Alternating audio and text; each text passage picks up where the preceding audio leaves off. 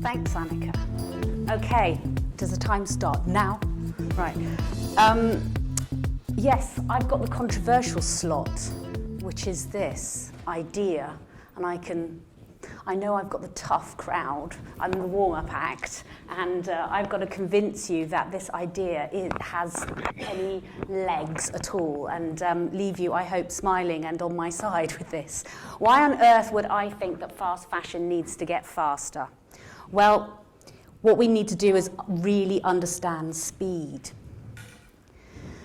Fast at the moment is fast in manufacture and fast in use, but slow in materials, slow in the production of fibers, whether we're growing them or whether we're taking them from oil. Those materials, after they've been used in a garment for 6 weeks, 3 wears, you know the statistics as well as I do, will end up in landfill. And at that point, there's an awful long time when those clothes are going to decompose, and we're going to be emitting toxins into the earth and gases into the air. So fast doesn't really add up for many, many reasons. Now, I'm not actually going to talk about the labour side of fast, which is one of the most controversial areas of the idea of fast fashion. And I am going to talk about people, though. Do you know the haulers? Have any of you seen this on YouTube? If you want a shock, go onto YouTube and put in hauling. And these are young people who are buying huge amounts of fast fashion and then filming themselves, showing to the camera what they've bought, how much they got, how cheap it was, you know, and they'll do this week to week. Once you look at that, as somebody like myself, I've worked in sustainable fashion for a really long time. 20 years now I've been at the University of the Arts, London, researching sustainable textiles. And we've made great progress. We've grown, it's an emerging field, it's very dynamic.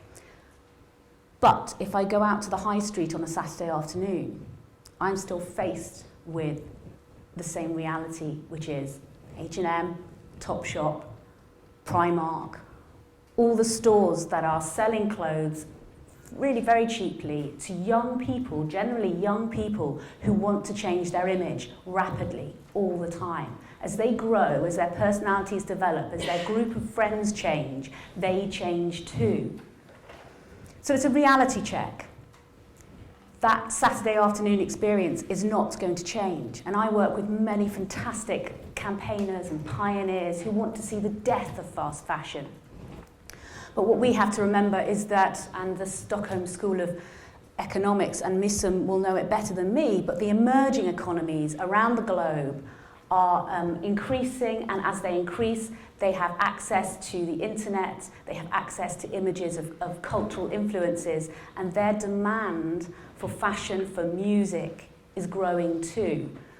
So the basic premise is that fast fashion is not going to go away.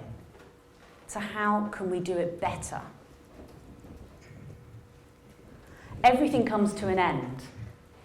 At the moment, we're working very hard with what comes in at the end of life, at this point of disposal. If we're lucky and we have sophisticated systems, garments will go around and be remanufactured, and then they might be redistributed to charity shops and other organisations and reused. So these loops keep coming back to the point of disposal, the point at which people know that user no longer wants that product. A lot of research is going on to take those goods, to regenerate a fibre, and to make a new one, for example.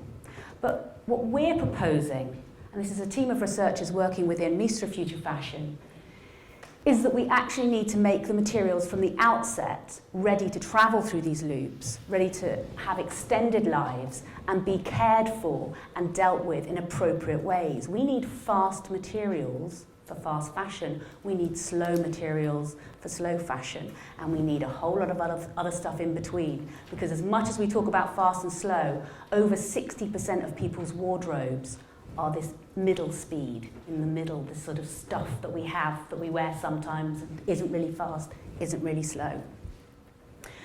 So the way we're going about this is to absolutely understanding, when you have a garment, a kind of garment, what kind of life expectancy it has. So whether that's a pair of jeans, a polyester dress, a nylon jacket, workwear, or a hospital gown, these are the scenarios that we explored in Mistra Future Fashion. We need to understand which material is appropriate and at which speed these products should travel and at which sector of the market they should be working. To understand that properly, we need to understand materials and how they are treated and reprocessed, so whether they're essentially part of the biodegradation, the natural cycle, or the repolymerization, the synthetic cycles. The biggest contradiction or oxymoron, actually, as Annika said, is that you might get a very cheap polyester top in H&M, but it could be recycled many, many, many times, and generally it's not any shop, any polyester shop. But what we are able to do is continue to regenerate that fibre, that material, and make more from it. So actually it's a very long and slow material, but at the moment being used in a really ineffective way. This kind of thinking is going to need collaborative action across sectors. We need to understand how speeds work with different areas, whether we're processing something mechanical and it's a vintage piece, or whether we're using a biodegradable material for a fast fashion piece. We learned a lot about speeds through the Mistra Future Fashion exhibition called the Textile Toolbox. And through working with new materials and material scientists, we began to discover that for slow products, what we really needed was new business models. That many materials are already being created that are very hard wearing and will last a long time. But the models aren't there to keep businesses afloat. What we need for fast are radical new materials and material systems. And this will be about working with other sectors to transform industry. So what might ultra-fast fashion look like? This talk, going really fast now. Working at Avencia, making paper-like fabrics, mixing paper pulp with fibres of all kinds so that they could be composted, so that they can be recycled and reused. Fast fashion could be paper-like fabrics that you wear just a few times. You don't wash, so you don't create laundry impact, and it gets recycled in your domestic paper recycling. This will change the way that we understand and see slow fashion too.